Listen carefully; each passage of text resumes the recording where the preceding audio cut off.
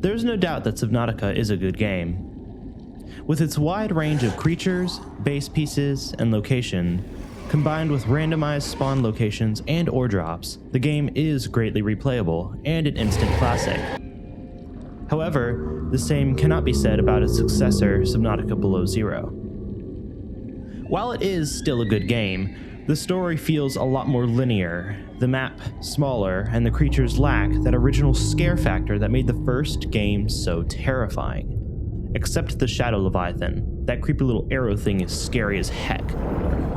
On top of that, the water doesn't feel as deep, and in a way it actually feels much safer, due to the decreased size. However, there are a few things that I feel that Below Zero did as well or better at than Subnautica, and I would like to list those. I'd also like to say that I am, and always have been, a huge fan of the Subnautica series, and just because I don't like everything about Below Zero doesn't mean I don't enjoy the game. I just feel like the features listed reduce the replayability, which is everything in a good game. Anyways, without any further criticisms of Below Zero, let's get right into it. To start off, let's talk about the customizability of the bases in Below Zero compared to Subnautica. In Subnautica, bases are one of the most important parts of the game. While one can go nearly the whole game without one, an important part of nearly every new player's first playthrough can be building your first base, and there are certain items that can only be obtained through building a base.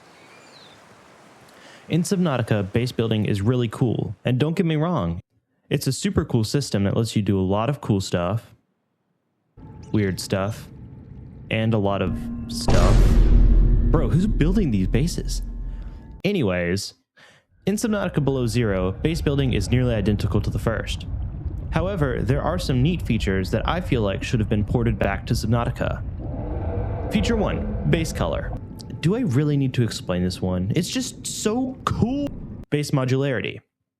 There's a ton of customization features in Subnautica Below Zero that just aren't there in Subnautica, and I feel like since they use the same code, they shouldn't be super difficult to port back, but I'm not a dev, so I guess I wouldn't know.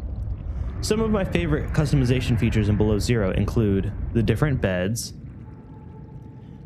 the advanced unnecessary props that just add to the lifelike feel of the base, sea truck dock go,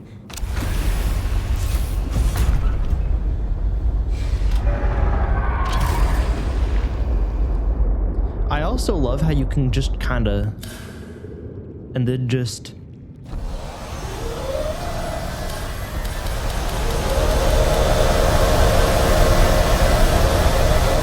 also, I just wanted to mention something I find really strange is the fact that for some reason the spotlight just isn't in Below Zero.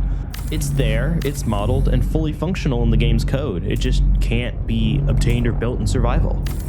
It's even fully functional and buildable in creative mode. I don't know why it's not in the survival mode, because it'd be cool to have it again, especially in the iceberm territory. Subnautica Below Zero has a jukebox, which can play music. It's mostly fan-made stuff, but it's really, really good. I don't know about y'all, but this really helps reduce how lonely I feel while playing, and I consider this a good thing.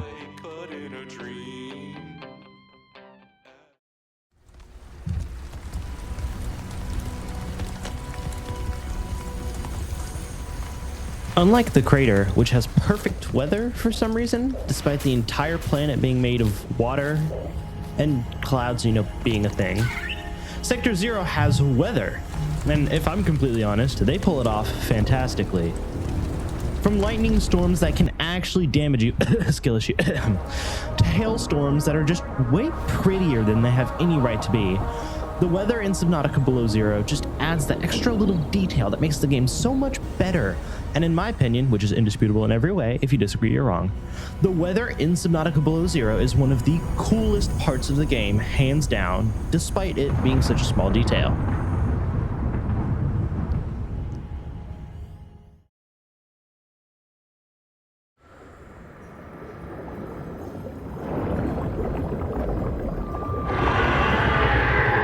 In Subnautica Below Zero, they wanted to make the game look and feel like the title. Cold. And they pulled it off perfectly. To be honest, the environment design really captures the feel of the original Subnautica with amazing details and gorgeous landscapes. However, it lacks the wide open spaces that Subnautica had, making the map feel significantly smaller compared to original Subnautica's map. Despite that, it can't be argued that the map is ugly, as they made every part of the game look really good. Except the deep, twisty bridges. We don't talk about the deep, twisty bridges. Anyways, this has been Flame Potato, and thank you for watching. See you in the next one. Sorry, one last thing. When I was writing the script for this video, I wrote this. I don't know. I don't know, bro. I was tired.